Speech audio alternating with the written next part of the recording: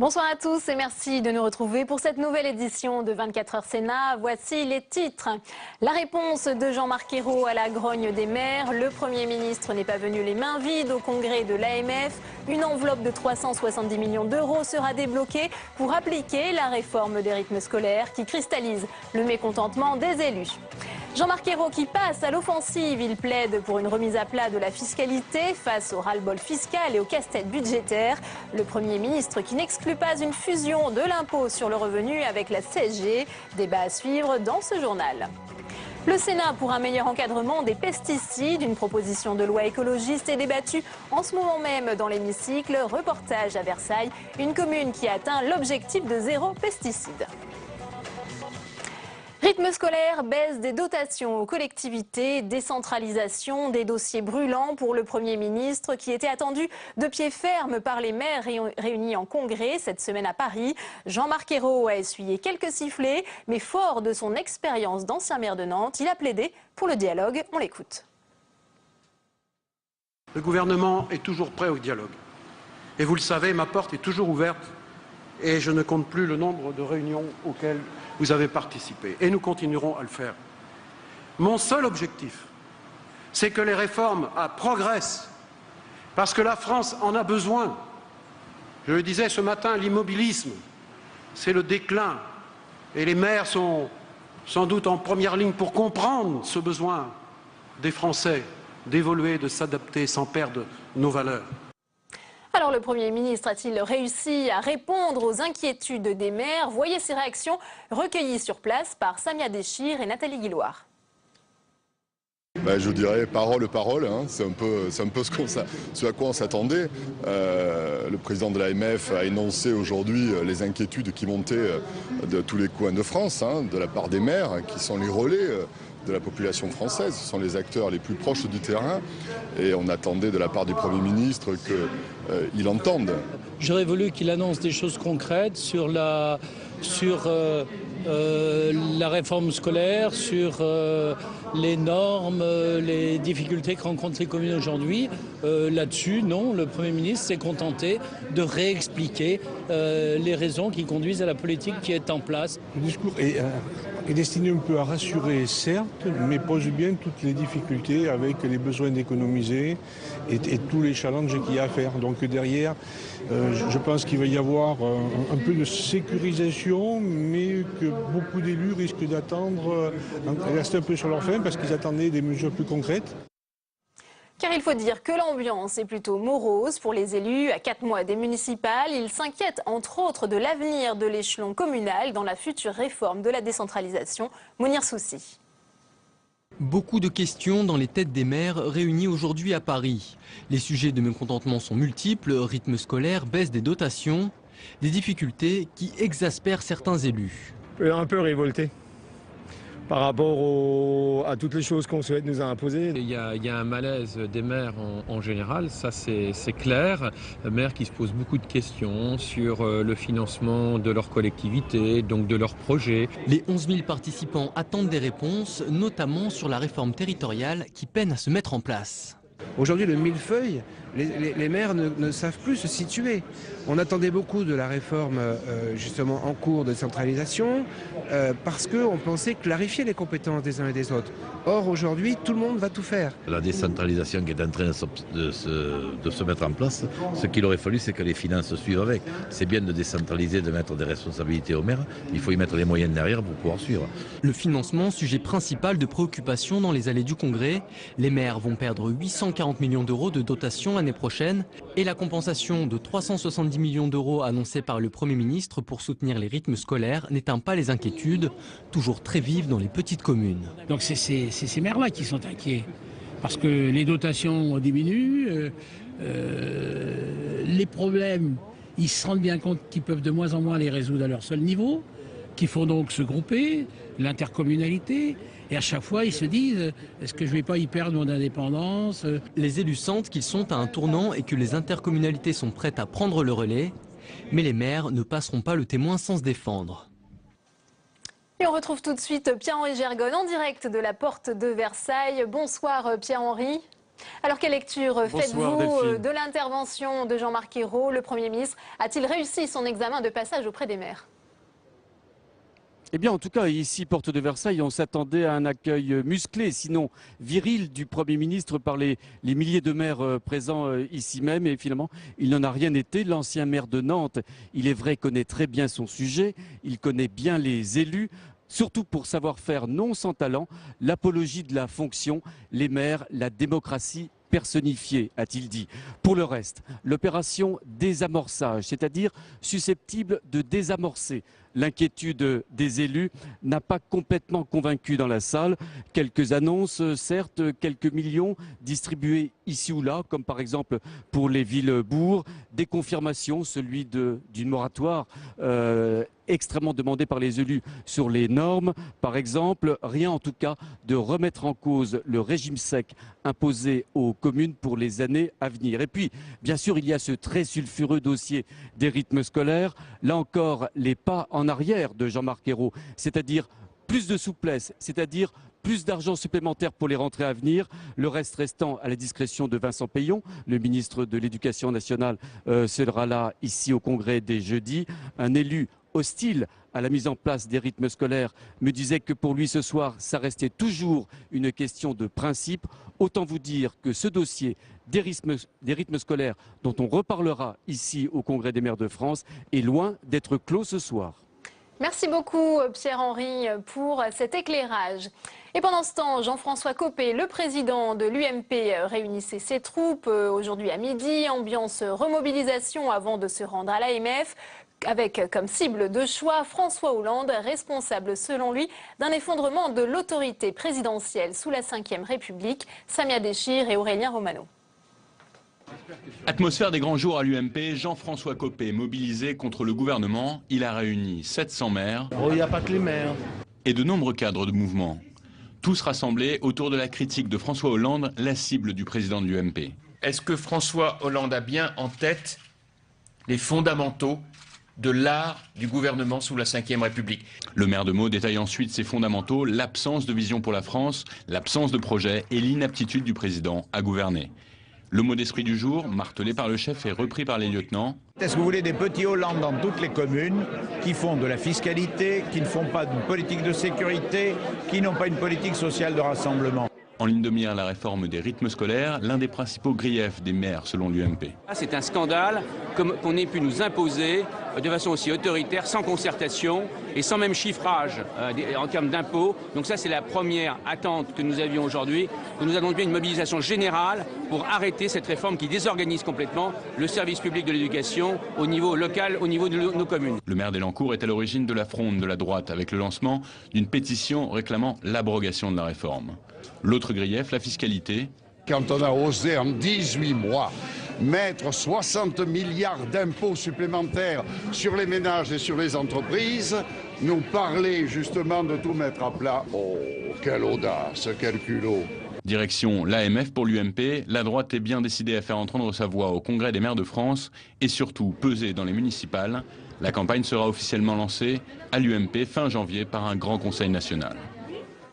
Et comme tous les mardis, c'est la météo des groupes politiques du Sénat avec ce soir Tam Tranui. Bonsoir Tam. Bonsoir Delphine. Alors vous êtes intéressé aujourd'hui à la remise à plat du système de fiscalité français, promise ce matin par Jean-Marc Ayrault dans les colonnes des Échos. Comment cette nouvelle a été accueillie au sein des différents groupes politiques? Oui, donc Jean-Marc Ayrault a annoncé une grande réforme fiscale. Pour cette grande remise à plat, il consultera le Parlement, il recevra les présidents des assemblées, il recevra les présidents des groupes et nul doute que Jean-Claude Gaudin, que l'on vient d'entendre, président du groupe UMP au Sénat, aura son mot à dire, lui qui crie à la mystification. On l'écoute. Un gouvernement qui, en l'espace de 18 mois, a mis plus de 50 milliards d'impôts supplémentaires, de prélèvements sociaux sur les ménages, sur les entreprises. Comment ce gouvernement pourrait-il faire croire qu'aujourd'hui il va se lancer dans une réforme de la fiscalité? Tout ça, c'est un écran de fumée pour cacher la difficulté du gouvernement qui cherche encore, en plus de ce que je viens de vous indiquer, près de 12 milliards supplémentaires pour boucler son budget. Oui, le sénateur maire de Marseille est en verve comme d'habitude, lui qui a d'ailleurs demandé il y a quelques jours un cessez-le-feu fiscal. Alors Gérard Larcher est un peu plus modéré sur le ton, mais sur l'idée c'est la même chose. Il ne croit pas non plus à l'efficacité de la réforme. On l'écoute. Qu'on ait besoin de revoir globalement la fiscalité, j'allais dire dans la majorité comme dans l'opposition, ce sont des questions qui se posent, notamment à un moment où on veut retrouver pour notre pays de la compétitivité pour les entreprises et de l'équité pour les citoyens. C'est un point important. Mais je dois dire que là, dans l'état où est le gouvernement, tout ça n'est pas crédible. Donc je crois qu'il faut d'abord qu'il y ait un débat préalable dans le pays, puis un effet d'annonce pour faire un écran de fumée alors que cet après-midi, le Premier ministre ne pourra confirmer aux collectivités territoriales que quoi ? Quoi ? Eh bien oui, pas sûr que Jean-Marc Ayrault, dans son discours tout à l'heure, ait réussi à calmer la grogne des maires, les maires qui sont au régime sec. Notez au passage, Delphine, le mot du jour à l'UMP, c'était l'écran de fumée. L'expression est revenue à la fois dans la bouche de Jean-Claude Gaudin et dans celle de Gérard Larcher. C'était certainement l'élément de langage favori de l'opposition aujourd'hui. Et le mot du jour, Tam, alors chez les socialistes, c'était quoi? La promesse tenue, c'est ça? Car enfin, au lieu d'un grand soir fiscal qu'on attendait peut-être, que certains attendaient, le gouvernement s'apprête à réaliser enfin une des promesses de campagne de François Hollande. Oui, ça faisait très longtemps que les socialistes attendaient ça. François Patria, le sénateur de la Côte d'Or, ne cache pas sa satisfaction. Il ne cache pas non plus le travail important qui attend le gouvernement. On l'écoute. Alors, cette réforme fiscale, nous l'appelons de nos voeux depuis presque autant que le statut de l'élu, c'est-à-dire des décennies. Elle est nécessaire, elle nécessitera sans doute un travail conséquent, elle suscitera sans doute des espoirs et des inquiétudes. Il reste que c'est une mise en perspective, c'est une réforme complète qui intégrerait aussi la fiscalité écologique dans le même temps. C'est un grand chantier, un bon courage, j'espère qu'on y arrivera. Alors manifestement, Tam, François Patria a entendu le ministre de l'écologie, Philippe Martin, qui a annoncé ce matin la suspension de l'écotaxe jusqu'à cette grande réforme fiscale prévue en 2015. Et oui, Philippe Martin qui avait parlé un petit peu vite ce matin, qui s'était un petit peu avancé puisqu'il a été recadré dans la journée ensuite par Jean-Marc Ayrault, le Premier ministre, qui a dit qu'il n'y avait pas de lien entre l'écotaxe et la réforme fiscale et qui maintient donc comme date quelque chose comme l'horizon juin 2014. Le rapporteur général du budget, également socialiste, François Marc, lui, était semble-t-il mieux informé ce matin. Écoutez-le, voyez comme il est prudent. On va dire sur l'écotaxe, j'attends des informations plus précises. Je ne sais pas si c'est ça l'arbitrage. Moi, je n'avais pas eu ce genre d'informations hier au soir quand j'ai eu les services du Premier ministre. Donc j'attends d'en savoir plus sur le point de l'écotaxe. Je crois que les choses ne sont pas encore complètement arrêtées en la matière. Oui, on l'a entendu, François Marc est un petit peu embarrassé et on le comprend. La grande annonce de Jean-Marc Ayrault sur la réforme fiscale a été quelque peu entachée par la bévue de Philippe Martin sur l'écotaxe.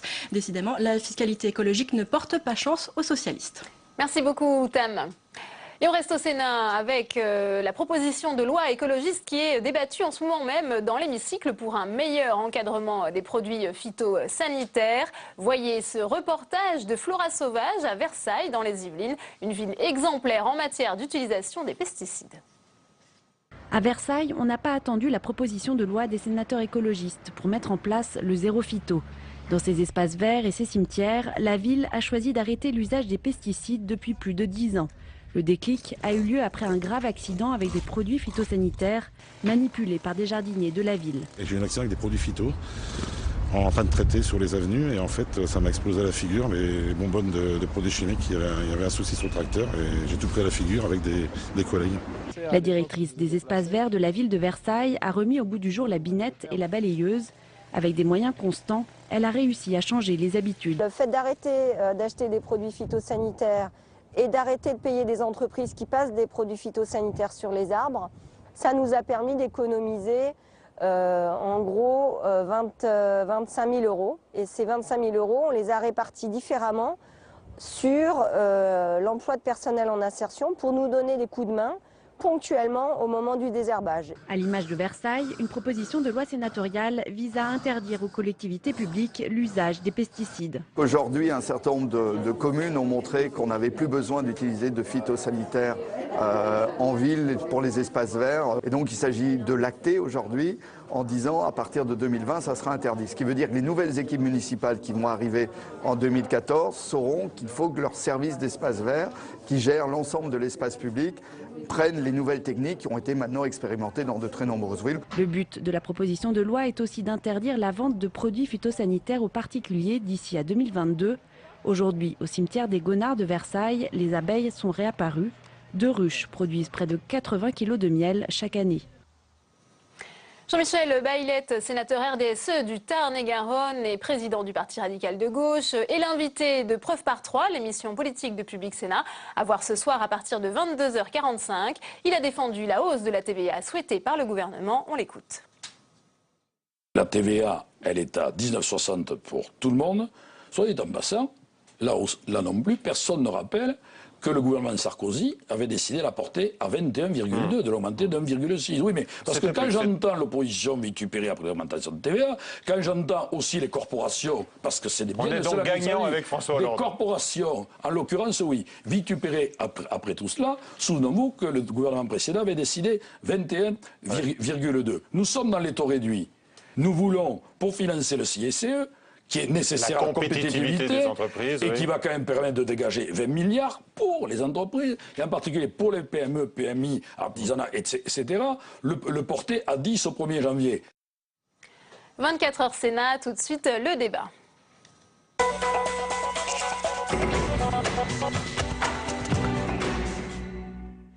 Jean-Marc Ayrault plaide pour une remise à plat du système fiscal français, jugé illisible, une annonce surprise pour tenter de reprendre la main.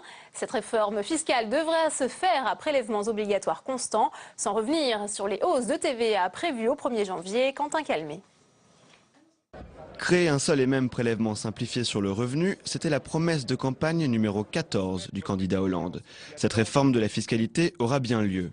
Jean-Marc Ayrault a annoncé aujourd'hui aux Échos, le temps est venu d'une remise à plat en toute transparence de notre système fiscal. L'idée évoquée ? Simplifier le système en fusionnant la contribution sociale générale, la CSG, et l'impôt sur le revenu. La CSG est un impôt sur les salaires et primes, sur les revenus du patrimoine et de placement, sur les revenus du jeu, mais aussi sur les pensions de retraite et allocations chômage. Cet impôt sert à financer la protection sociale ainsi que le remboursement de la dette de la sécurité sociale. En la fusionnant avec l'impôt sur le revenu, le Premier ministre souhaite rendre la fiscalité plus lisible et logique pour les contribuables.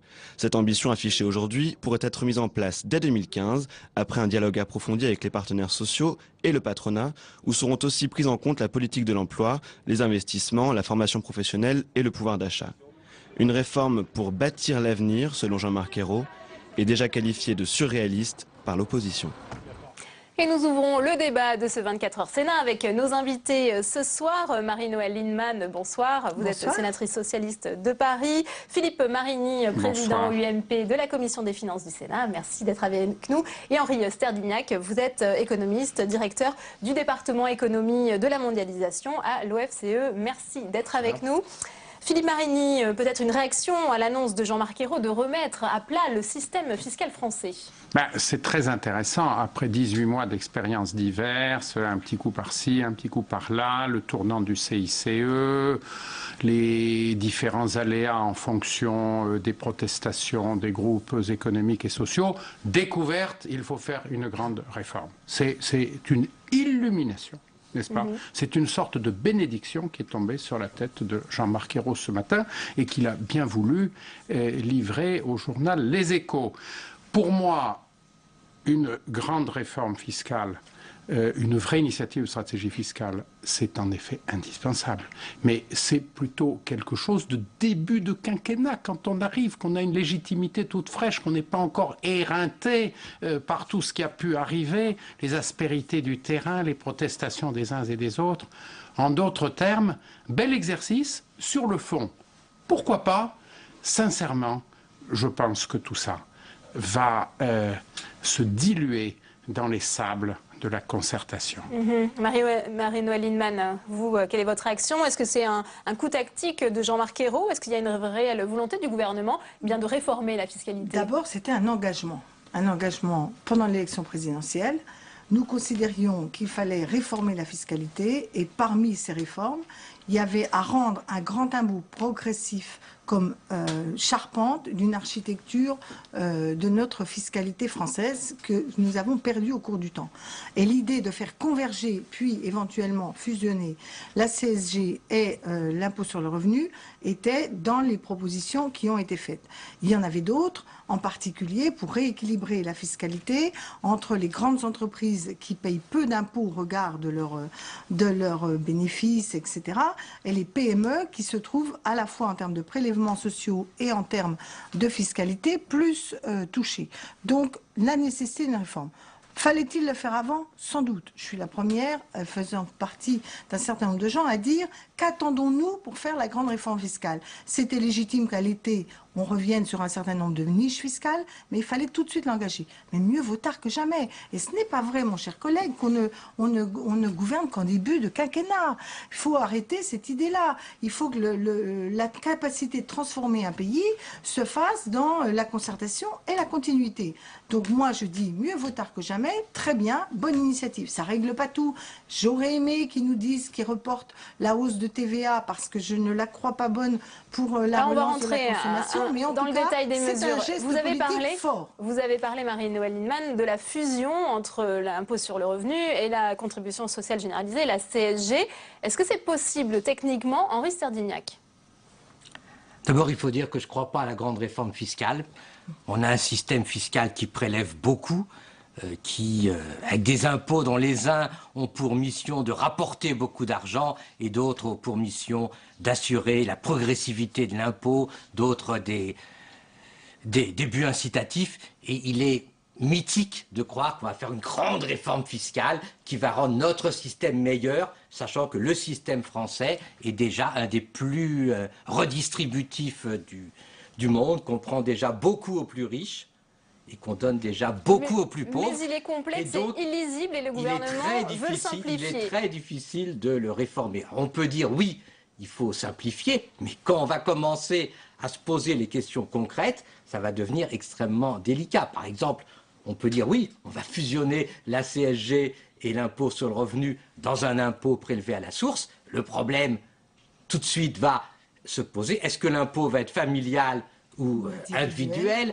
Comment on va assurer cette progressivité? Est-ce que les entreprises vont être capables vont devoir connaître les impôts sur les revenus du capital dont bénéficient leurs salariés? Est-ce qu'on va devoir déclarer les revenus de son conjoint à son entreprise? Comment on va faire pour un certain nombre de dépenses fiscales qui sont quand même indispensables? Donc vous n'y croyez pas, c'est impossible techniquement cette fusion de l'impôt sur le revenu de la CSG? Je pense que c'est un mythe et que lorsqu'on va rentrer dans le détail, il va se déclencher toute la question des lobbies, des intérêts, et que ça va être une histoire inextricable. Moi, je pense que c'est tout à fait possible et que c'est même souhaitable. Et en ce qui me concerne, je défends cette unification de l'impôt personnel depuis longtemps. Vous êtes redevable de l'impôt sur le revenu, vous êtes redevable de la CSG sur, grosso modo, les mêmes revenus. Alors, toute la difficulté est dans le grosso modo, parce qu'il y a une ligne de partage, des choses qu'on prend, des choses qu'on ne prend pas. Bon, techniquement, on peut agréger les assiettes. Moi, je suis favorable à cela, mais pas à une progressivité qui commence plus bas. Moi, je suis plutôt favorable à une proportionnalité qui monte plus haut. Mais après tout, on peut avoir le même outil et des majorités politiques différentes, issues d'idéologies différentes, peuvent en faire autre chose. C'est tout à fait concevable. Je pense que notre système fiscal, il a besoin de simplification. Maintenant, il y a un point sur lequel, pas bien d'accord avec M. Sterdignac, c'est le prélèvement à la source. À mon avis, le prélèvement à la source, il n'est pas consubstantiel à cette réforme. Non, c'est une modalité de recouvrement de l'impôt, c'est une technique administrative. On peut maintenir le système déclaratif avec un seul impôt. Maintenant, il y a une autre conséquence qui est très importante. Si on unifie l'impôt sur la personne, ça veut dire qu'on fiscalise encore davantage la sécurité sociale. Personnellement, je suis favorable à intégrer la sécurité sociale et le budget de l'État dans une seule loi de finances, comme ceci existe dans de nombreux pays. Dans de nombreux pays. Vous voyez, il y a des conséquences institutionnelles aussi. Ça va être compliqué. Donc comment être sûr Compliqué parce que ça fait des années qu'on dit qu'on va changer notre système fiscal et qu'on a beaucoup de mal à le faire. Comment on est sûr qu'on va atteindre l'objectif de rendre bien plus socialement la taxation? Premièrement, il y a d'abord un travail qui a déjà été effectué. Personne n'a dit qu'on allait le fusionner en un seul coup, cet impôt. Donc, on a des étapes à franchir. La première étape, qui était suggérée et qu'il faut peut-être travailler vite maintenant, c'est de rendre la CSG plus progressive. Mais ceux qui... attendez, je connais bien le côté... Mais attendez, on ne peut pas. Je ne suis pas d'accord. On a travaillé sur cette idée-là. On peut considérer qu'en dessous du salaire médian ou un peu au-dessus, on le rend plus... la CSG augmente, elle devient progressive, et qu'en dessous, elle baisse. Ou 3 000 € Attendez. par mois. Voilà, mais ça joue sur la feuille de paye de nos concitoyens. Deuxièmement, on a après, effectivement, le sujet, c'est d'ailleurs pourquoi Jean-Marc Ayrault a dit qu'il voulait très vite travailler avec les partenaires sociaux. C'est qu'est-ce qui doit relever dans notre protection sociale de ce qu'on appelle historiquement le salaire différé, c'est-à-dire quelque part sur les contributions de la richesse produite dans l'entreprise, alors soit sur la masse salariale, soit sur d'autres choses, et qu'est-ce qui procède des droits qu'on peut considérer comme universels, donc pouvant éventuellement relever de l'impôt. Moi, personnellement, je pense que, par exemple, les allocations familiales procèdent moins du salaire différé que de la logique fiscale d'ensemble. Je suis pour l'universalité des allocations familiales, etc. Donc, en tout cas, il y a des marges à redéfinir ce qui peut être mis dans cet impôt qui, dans un premier temps, doit converger avant de fusionner. Maintenant, nous dire qu'il y a le sentiment des Français sur l'illisibilité et l'injustice de leur système, même si vous dites qu'ils sont un des plus redistributifs du monde, c'est pas du tout le ressenti de nos concitoyens. Et il y a surtout un discours qui est dangereux, qui est de dire il y a des Français qui ne payent pas l'impôt et d'autres qui le payent. Tout le monde le paye avec la TVA. Mais il n'en demeure pas moins qu'une partie des gens pensent ça. Donc il faut que notre système d'impôt il redevienne légitime pour le citoyen, juste et efficace. Eh bien, c'est effectivement l'objectif du gouvernement de redonner du sens à l'impôt et de rappeler bien que payer des impôts, c'est aussi un geste citoyen. Merci à tous les trois d'avoir été les invités de ce 24 heures Sénat. Je ne sais pas si vous allez regarder le match de football ce soir. En tous les cas, non, on ne pouvait pas finir malheur. cette édition sans un mot sur la rencontre France-Ukraine de ce soir. C'est le match de la dernière chance pour les Bleus. S'ils veulent se qualifier pour la Coupe du monde de football, ils peuvent compter sur le quasi-soutien des sénateurs. Voyez ces quelques réactions au micro de Tam Tranui et Nathalie Guilloire. Ce soir, j'ai une réunion de quartier, mais je vais regarder le match quand même d'assez près. J'espère qu'on va faire ce 3-0 dont on a besoin. Je navigue entre le désespoir et la béatitude. L'espérance qui fait qu'en football, tout est possible. J'ai tout vu en football. Allez, pour être optimiste, il faut dire 3-0 au bénéfice de la France. Le foot. Et le budget alors? Sujet de conversation, le foot, j'espère qu'ils seront battus. Comme ça, c'est très clair. On aura des soirées où on verra autre chose que du foot pendant des mois et où la France ne se déprimera pas à chacun des matchs où ils ne vont pas passer. Je suis tout stressé, impatient de ce moment-là, parce que je n'envisage pas quand même une Coupe du Monde au Brésil. Dans ma tête, c'est le rêve d'un amoureux de football. Ah oui, oui, je vais le regarder, bien sûr. La France a le moral dans les pompes. Si en plus on perd ce match, ça sera gratiné. Mais toujours vaillant et plein d'espoir. Je choisis toujours le verre d'eau à moitié plein. Donc je suis plein d'espoir pour ce soir, afin de marquer 3 buts. Ce qui est presque évident, vu la force de conviction de nos joueurs. C'est la fin de cette édition. Merci à vous de l'avoir suivi. À 22h, Sonia Mabrouk qui consacre son débat à la fiscalité des entreprises. Bonne soirée et à demain.